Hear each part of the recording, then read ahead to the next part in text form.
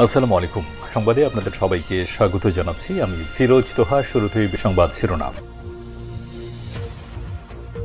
জানিয়ে দেব এই মুহূর্তে হাতে পাওয়া সর্বশেষ গুরুত্বপূর্ণ আপডেট বাংলা সংবাদ। শুরুতেই থাকছে দীর্ঘ ৭ বছর পর খালেদা জিয়ার সঙ্গে বিদেশি কূটনৈতিকের বৈঠক। বুধবার রাত 8:30টার দিকে গুলশানে বেগম খালেদা জিয়ার বাসভবন ফিরোজায় আসেন ব্রিটিশ রাষ্ট্রদূত সারা কুক। বিএনপির পক্ষ থেকে জানানো হয়, খালেদা জিয়ার স্বাস্থ্যের অবস্থা জানতেই এসেছিলেন সারা কুক। সাবেক 3বারের প্রধানমন্ত্রী ও রাজনৈতিক ব্যক্তিত্ব হওয়ায় দেশের বর্তমান পরিস্থিতি এবং আগামী নির্বাচন নিয়েও বৈঠকে আলোচনা হয়েছে।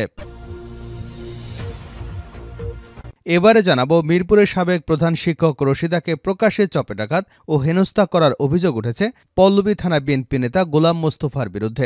29 আগস্ট পল্লবীর 12 নম্বর মুসলিম বাজারের প্রধান সড়কে এ ঘটনাটি ঘটে। রশিদ উত্তর কালশী স্কুলের সাবেক প্রধান শিক্ষক। এ ঘটনার দুটি ভিডিও ফুটেজ ইতিমধ্যেই ভাইরাল হয়েছে। জানাবো, তাপসকে পেটাতে চেয়েছিলেন অভিনেত্রী অরুণা বিশ্বাস। বৈষম্য বিরোধী আন্দোলনে দেশ যখন উত্তাল, তখন আওয়ামীপন্থী কিছু শোবিজ তারকা সরাসরি ছাত্র জনতার বিরুদ্ধে অবস্থান নিয়েছিলেন। যেসব তারকারা আন্দোলনের সমর্থন দিচ্ছিলেন, তাদের নিয়ে কটু মন্তব্যের পসরা সাজিয়ে বসেছিলেন তারা।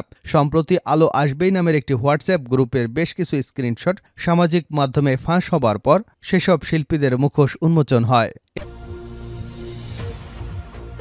এদিকে ভারতীয় আধিপত্যবাদের বিরুদ্ধে জাবিতে মশাল মিছিল। সীমান্তে শিশু হত্যা, ভারতীয় আধিপত্যবাদের বিরুদ্ধে প্রতিবাদ জানিয়ে মশাল মিছিল করেছে জাহাঙ্গীরনগর বিশ্ববিদ্যালয়ের শিক্ষার্থীরা। বুধবার সন্ধ্যা 7:30টায় আধিপত্যবাদ বিরোধী মঞ্চ এর ব্যানারে বিশ্ববিদ্যালয় শহীদ মিনার এলাকা থেকে মশাল মিছিলটি শুরু হয়ে ট্রান্সপোর্ট চত্বর হয়ে শহীদ বটতলায় এসে সংক্ষিপ্ত সমাবেশের মাধ্যমে শেষ হয়। জানিয়ে দেব, পদত্যাগ করছেন হাবিবুল আউয়াল নেতৃত্বাধীন ইসি। পদত্যাগের সিদ্ধান্ত নিয়েছেন কাজী হাবিবুল আউয়ালের নেতৃত্বাধীন 5 সদস্যের নির্বাচন কমিশন। সরকারের বিভিন্ন মহলে যোগাযোগের চেষ্টা করে ব্যর্থ হয়ে বৃহস্পতিবার দুপুর 12টায় সাংবাদিকদের ডেকেছেন সৌজন্য বিনিময়ের জন্য। এবং সর্বশেষ জানাবো আন্তর্জাতিক সংবাদ। ইসরায়েলের ফিলিস্তিনি নির্মূল কৌশল, জাতিসংঘের সতর্কবার্তা। ইসরায়েলে চলমান আগ্রাসনের কারণে পশ্চিম তীরে ও গাজার মতো বিপর্যয়ের পুনরাবৃত্তি ঘটতে পারে বলে গুরুতরভাবে সতর্ক করে দিয়েছেন জাতিসংঘের একজন কর্মকর্তা। অধিকৃত ফিলিস্তিনি ভূখণ্ডে মানবাধিকার পরিস্থিতি নিয়ে জাতিসংঘের বিশেষ প্রতিবেদক ফ্রান্সেসকা আলবানিজি মঙ্গলবার এই সতর্কবার্তা দেন। ইসরায়েলের চলমান আগ্রাসনে গভীর উদ্বেগ প্রকাশ করে তিনি বলেন, গাজার সহিংস সংঘাত পশ্চিম তীরে ছড়িয়ে পড়ার ঝুঁকি রয়েছে, যা ইতিমধ্যে ইসরায়েলি দখলে থাকা ভূখণ্ডে ফিলিস্তিনিদের জন্য পরিস্থিতি আরও কঠিন করে তুলবে। এতক্ষণ শিরোনাম শুনছিলেন, এবার বিস্তারিত। প্রিয় দর্শক, আপনি যদি এই চ্যানেলে নতুন হয়ে থাকেন, ভিডিওটি দেখতে দেখতে চ্যানেলটি সাবস্ক্রাইব করে আমাদের সঙ্গেই থাকুন। আর এই ভিডিও সম্পর্কে আপনি আপনার মূল্যবান মতামতটি কমেন্ট বক্সে জানিয়ে দিন। আর হ্যাঁ প্রিয় দর্শক, জানিয়ে দিন ভিডিওটি কোথা থেকে দেখছেন।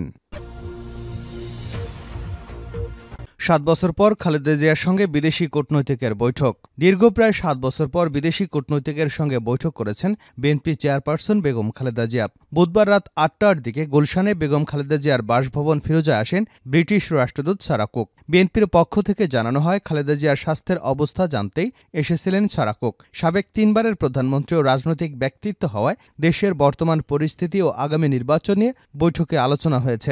বিএনপির একটি সূত্র বলছে, খালেদা জিয়ার উন্নত চিকিৎসার জন্য লন্ডনে যেতে পারেন, কারণ সেখানে তার বড় ছেলে বিএনপির ভারপ্রাপ্ত চেয়ারম্যান তারেক রহমানের পরিবার ও আরাফাত রহমান কোকোর পরিবার থাকেন।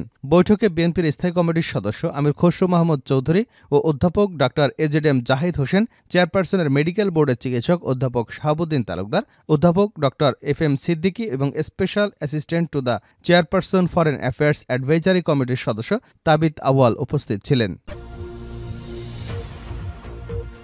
মিরপুরের শিক্ষককে প্রকাশ্যে চপেটাঘাত বিএনপি নেতার। মিরপুরের সাবেক প্রধান শিক্ষক রশিদাকে প্রকাশ্যে চপেটাঘাত এবং হেনস্থা করার অভিযোগ উঠেছে পল্লবী থানা বিএনপি নেতা গোলাম মোস্তফার বিরুদ্ধে। 29 আগস্ট পল্লবীর 12 নম্বর মুসলিম বাজারের প্রধান সড়কে এ ঘটনাটি ঘটে। রশিদ উত্তরের কালশী স্কুলের সাবেক প্রধান শিক্ষক। এ ঘটনার দুটি ভিডিও যুগান্তরের হাতে এসেছে। দেখা গেছে, ব্যস্ত সড়কে রাশিদাকে একা পেয়ে জুতাপেটা করছেন পল্লবী থানার বিএনপির 2 নম্বর ওয়ার্ড সভাপতি গোলাম মোস্তফা।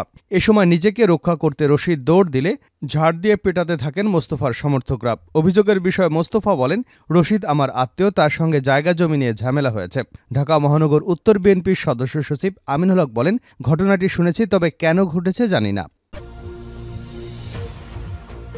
তাপসকে পেটাতে চেয়েছিলেন অরুণা বিশ্বাস।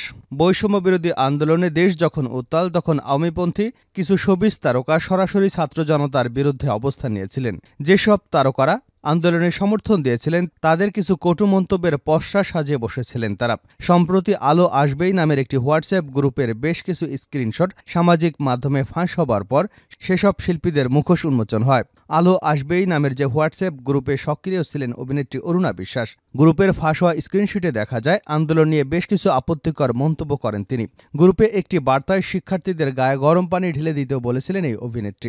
তবে শুধু আন্দোলনরত শিক্ষার্থীই নন, গ্রুপ চ্যাটে অরুণা বিশ্বাসের নিশানা হয়েছিলেন নির্মাতা মোস্তফা সারোয়ার ফারুকী সহ আরও বেশ কয়েকজন শিল্পী। এর মধ্যে ছাত্রদের পক্ষ নেওয়ায় সঙ্গীতশিল্পী এবং গান বাংলা টেলিভিশনের কর্ণধার কৌশিক হোসেন তাপসকে উদ্দেশ্য করে অরুণা বিশ্বাসের একটি বার্তা ছিল, এই যে দেখেন সরকারের প্রিয় মানুষ তাপস, বয়স যদি কম থাকতো পিটাইতে পিটাইতে বাবা ডাক শিখাইতাম। হাসিনার সরকার পতনের পর গা ঢাকা দিয়েছিল অরুণা বিশ্বাস। বিভিন্ন সংবাদ মাধ্যমের খবর গোপনে দেশ ছেড়ে কানাডায় পাড়ি জমিয়েছেন তিনি। উল্লেখ্য, আলো আসবেই নামের যে হোয়াটসঅ্যাপ গ্রুপে নেতৃত্বে ছিলেন ঢাকা 10 আসনের সাবেক সংসদ সদস্য চিত্রনায়ক ফেরদৌস আহমেদ, সাবেক তথ্য প্রতিমন্ত্রী মোহাম্মদ এ আরাফাত, চিত্রনায়ক রিয়াজ, আরও ছিলেন অভিনেত্রী শামীমা তুষ্টি, তানভীর সুইটি, সোহানা সাবা, অরুণা বিশ্বাস, অভিনেতা সাজু খাদেম সহ আরও অনেকেই।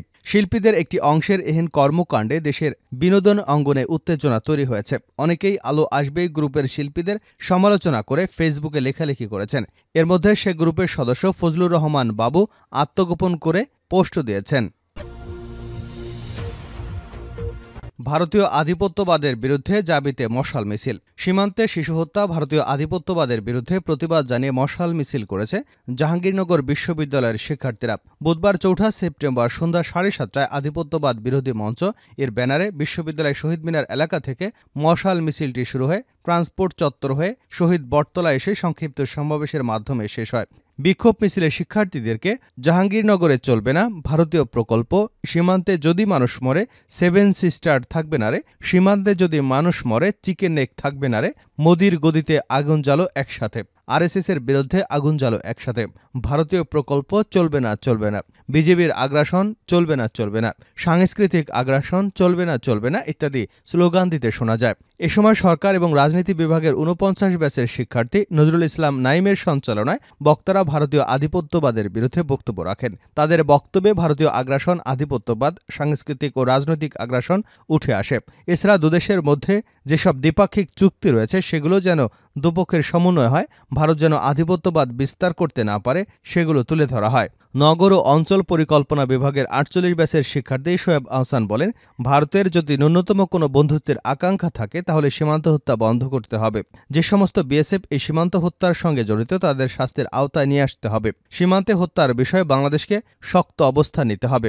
আহসান হাবিব বলেন, মধ্যপ্রাচ্যের একটি বিস্ফোরা রাষ্ট্র ইসরায়েলের মতো উপমহাদেশের বিস্ফোরা রাষ্ট্র হল ভারত। আমাদের দেশে 15 বছর যে আওয়ামী রেজিম চলছিল তারা এখনও সীমান্ত হত্যার বিচার চায়নি। ভারতীয় তাবেদার এই হাসিনার সরকার সীমান্ত হত্যার বিষয়ে কোনো পদক্ষেপ নেয়নি।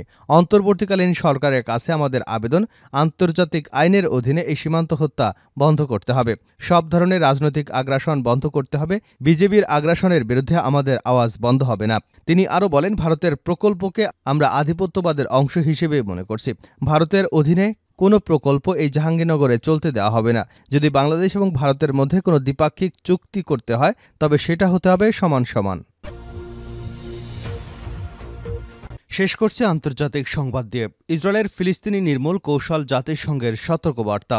ইসরায়েলের চলমান আগ্রাসনের কারণে পশ্চিম তীরেও গাজার মতো বিপর্যয়ের পুনরাবৃত্তি ঘটতে পারে বলে গুরুতরভাবে সতর্ক করে দিয়েছেন জাতিসংঘের একজন কর্মকর্তা। অধিকৃত ফিলিস্তিনি ভূখণ্ডে মানবাধিকার পরিস্থিতি নিয়ে জাতিসংঘের বিশেষ প্রতিবেদক ফ্রান্সেসকা আলবানিস মঙ্গলবার এই সতর্কবার্তা দেন। ইসরায়েলের চলমান আগ্রাসনে গভীর উদ্বেগ প্রকাশ করে তিনি বলেন, গাজার সহিংস সংঘাত পশ্চিম তীরে ছড়িয়ে পড়ার ঝুঁকি রয়েছে, যা ইতিমধ্যে ইসরায়েলি দখলে থাকা ভূখণ্ডে ফিলিস্তিনিদের জন্য পরিস্থিতি আরও কঠিন করে তুলবে। আলবানিস বলেন, ইসরায়েলের গণহত্যামূলক সহিংস গাজা থেকে বেরিয়ে অধিকৃত ফিলিস্তিনি ভূখণ্ডের অন্যান্য অংশেও ছড়িয়ে পড়ার ঝুঁকি রয়েছে, আর এই পরিস্থিতি সৃষ্টি করা ইসরায়েল একটি বৃহত্তর কৌশলের অংশ। তিনি বলেন, দখলদার ও যুদ্ধবাজ ইসরায়েল একই সঙ্গে গাজা এবং পশ্চিম তীরকে লক্ষ্যবস্তু বানাচ্ছে, যা একটি সামগ্রিক নির্মূলকরণ, প্রতিস্থাপন এবং আঞ্চলিক সম্প্রসারণ প্রক্রিয়ার অংশ। এ বিষয়ে আন্তর্জাতিক সম্প্রদায়কে সতর্ক করে আলবানিজ বলেন, এ বিষয়ে আন্তর্জাতিক সম্প্রদায় ইসরায়েলকে দীর্ঘদিন ধরে ছাড় দিয়ে আসছে, যার প্রেক্ষিতে ইসরায়েল অধিকৃত ভূখণ্ডকে ফিলিস্তিন মুক্ত করতে সক্ষম হয়েছে। এর মধ্যে ফিলিস্তিনিরা ক্রমশ ঝুঁকির মধ্যে পড়ছে উল্লেখ করে তিনি দৃঢ়তার সঙ্গে বলেন, ফিলিস্তিনিরা এখন এমন এক শক্তির করুণার উপর নির্ভরশীল হয়ে পড়েছে যারা কিনা তাদেরকে একটি জাতীয় গোষ্ঠী হিসেবে নির্মূল করবার অপচেষ্টা চালাচ্ছে। জাতিসংঘের এই কর্মকর্তা কথাগুলো এমন সময় বলেন যখন গাজা এবং পশ্চিম তীর উভয় স্থানেই ইসরায়েলি সহিংসতা বৃদ্ধি পেয়েছে। অবরুদ্ধ গাজা উপত্যকায় ৭ অক্টোবর শুরু হওয়া ইসরায়েলি আগ্রাসনের পর থেকে এ পর্যন্ত প্রায় ৪১,০০০ ফিলিস্তিনি নিহত হয়েছেন, যাদের বেশিরভাগই নারী ও শিশু। একই সময় ইসরায়েলি সামরিক অভিযান পশ্চিম তীরেও শত শত ফিলিস্তিনির মৃত্যু এবং যা সংঘাতের ক্রমবর্ধমান মৃত্যুহারকে আরও বাড়িয়ে তুলেছে।